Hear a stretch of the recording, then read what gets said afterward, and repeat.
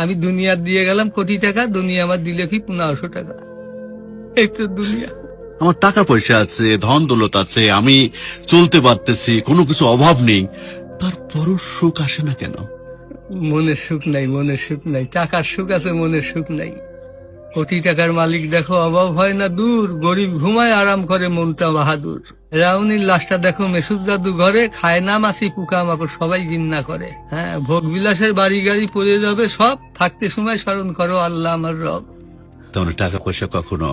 আমি কোটি টাকার মালিক হয়ে গেছি, এখন ইন্ডাস্ট্রি সব বহু কিছু আমার হয়েছে, কিন্তু এখন চলে যাচ্ছি। আমার দেবেন আপনি কি? হয়তো 500-600 টাকার কাপড়, 500-600 টাকার বাঁশ, 1500 টাকা আমার বাঁশ দিয়ে কাপড় দিয়ে দিয়ে বিদায় করলেন।